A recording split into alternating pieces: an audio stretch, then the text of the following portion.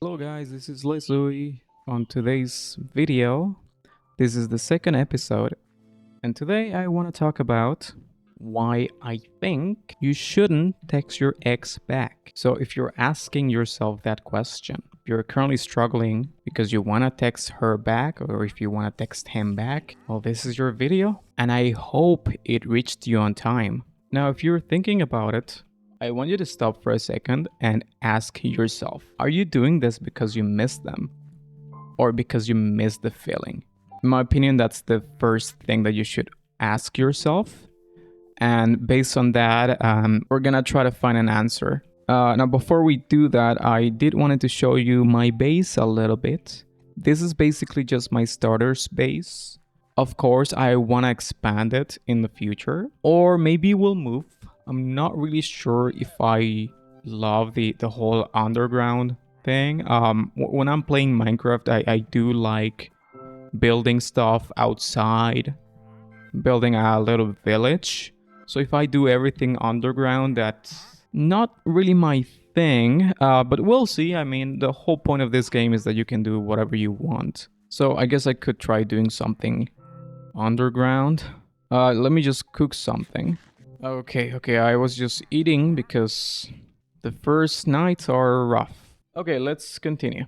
So, a while ago, a friend of mine came to me heartbroken. Same situation, lots of people have gone through. Same situation you may be going through after a breakup. And the thing is, they just couldn't stop thinking about their ex. They couldn't sleep. They couldn't focus. All they did 24/7 is think about this other person and always thinking the same thing. Should I text her?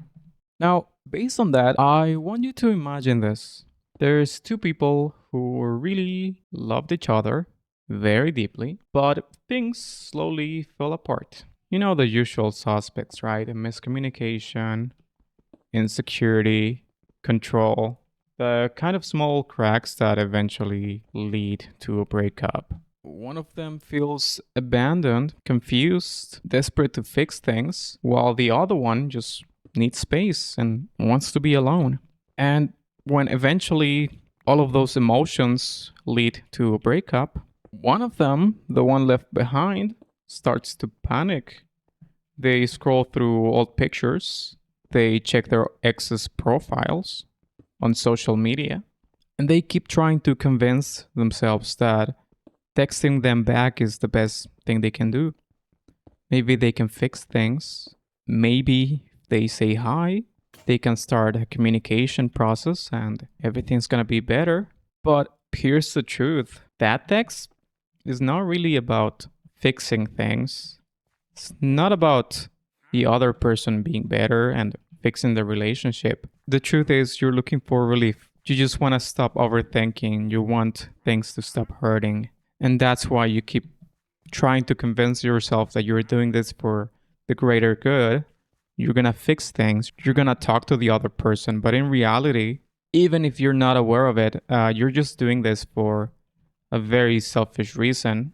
And I mean, that's okay. That's normal. I'm not here to judge you. But that's the truth, you know, whether you want to admit it or not. It's purely your ego that's trying to take control and quote unquote fix things. And that's exactly why you shouldn't text them back. Not yet. If you reach out while you're still hurting, you're not gonna fix the relationship. You're just feeding the pain. And that's gonna happen again. Even if you were to magically fix things up, it's only gonna be for some time and then things are gonna happen again. The same feelings that still haven't healed are gonna come back even stronger, and the cycle is going to repeat. You just can't rebuild something from the same mindset that destroyed it. If you really want to heal or have a chance at something real later, you need to take time apart. Because the truth is, time heals almost everything, because time gives you clarity and gives you an objective perception on what's actually happening. Now, for the process of actually healing, when you're taking some time for yourself, I need you to take that energy that you want to give them, and you actually have to give it to yourself. I want you to ask yourself, what went wrong? What actually went wrong? What part of it was your fault? We're not trying to look for someone to blame here.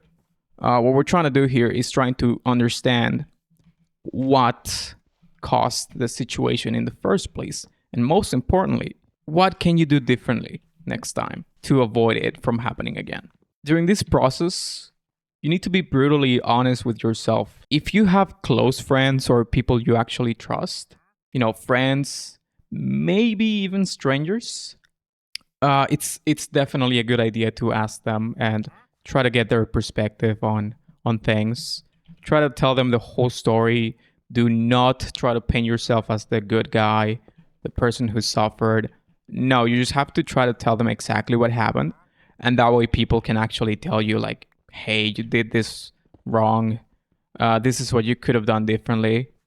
Things like that. I do heavily recommend trying to ask someone who you actually trust, because the thing is, if you ask someone who is your friend, you don't actually trust them, it's going to be a little bit hard for them to actually give you proper advice, because that's the problem with humans. We don't like being rude to people. So a lot of people are just going to tell you what you want to hear. And that's not the point. That's why if you can ask someone who actually cares about you and actually will give you an objective opinion, that's the best thing you can actually do. But you do need to be very honest. That's the only way you'll actually heal properly. And that's how you'll grow as a person. And here's the thing about relationships. They're not really what I would call 50-50. This is going to sound really cliche, but they're 100 and 100. What I mean by that is both people have to bring their whole selves for this to work. This is not something that you can actually fix by yourself. This is something that both of you have to actually work on to be able to fix it. That's the thing about relationships.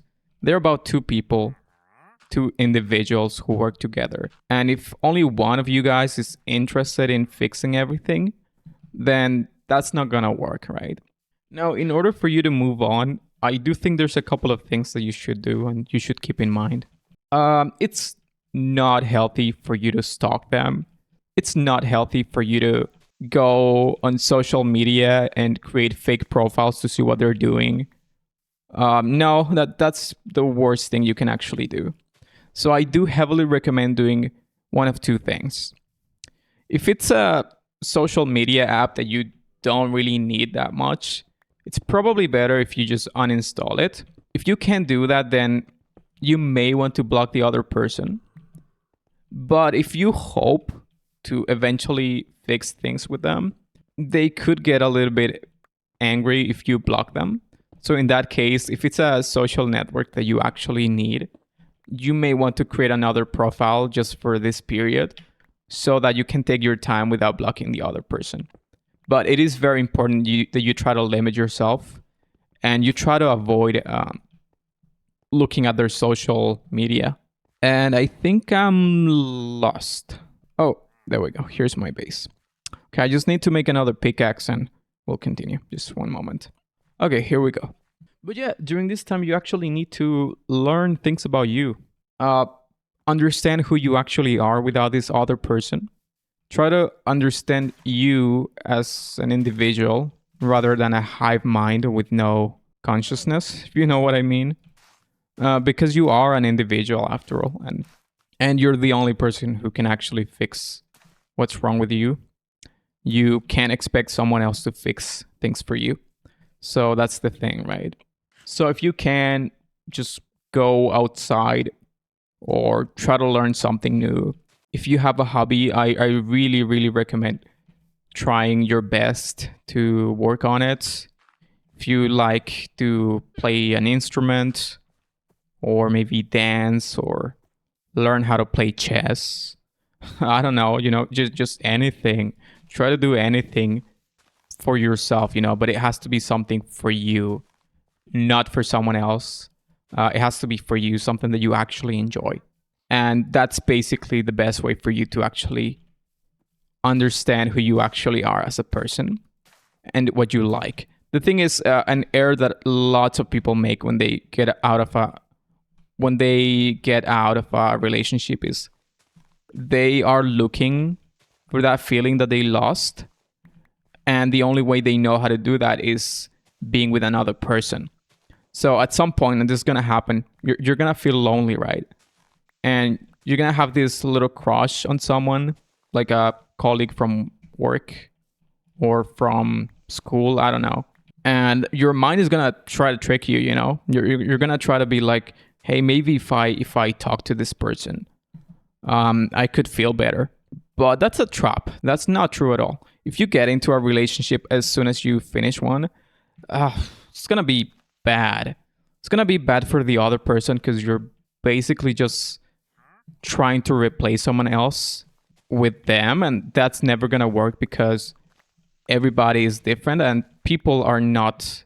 You cannot replace people. Is what I'm trying to say, and it's gonna end badly for you because you're just gonna get hurt, and you could risk going through the same thing again, and that's not gonna be very good for you.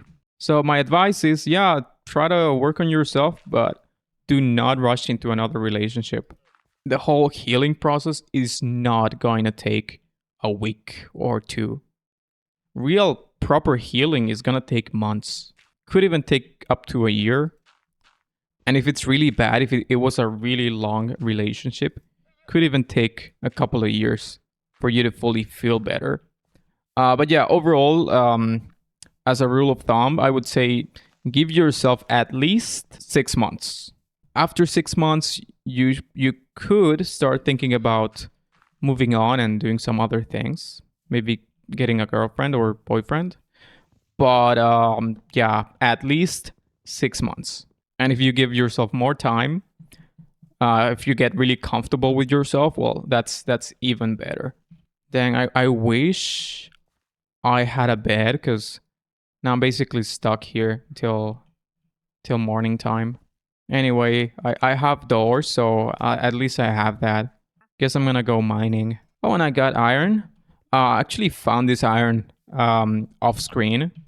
I was basically going around the mountain trying to find a good place to live, and I found three iron, so that's really helpful.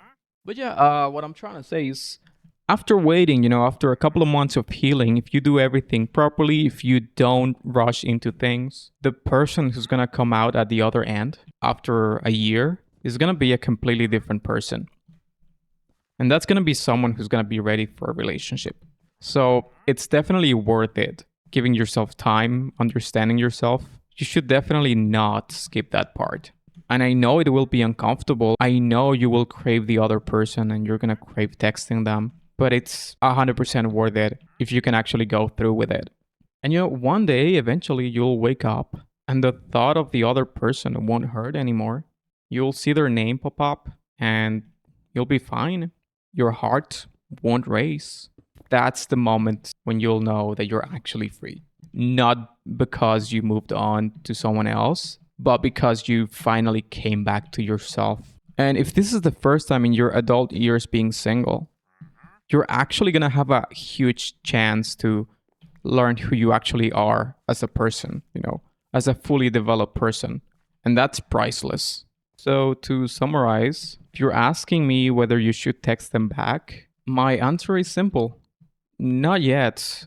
You should definitely heal first. And when you are finally free and when you're able to be objective, that's when you can decide. And well, that's basically everything for today's video. And well, I'll continue playing offline behind the scenes because you can probably tell it's a little bit hard to play and to think and to talk at the same time while I'm playing the game. So it's a little bit hard for me to do everything. But I will keep playing. I'll show you some progress in the next video. If everything goes well, my plan is to do live streams on this game. It's just that right now I don't feel comfortable because there's not enough audience to actually make the streams entertaining. So I guess I'm just gonna wait for more people to join And if everything goes well when I keep posting videos, then yes, we can definitely consider doing live streams. Yeah, that's basically everything for today's video. Thank you again for watching and, well, have a great day. Bye bye.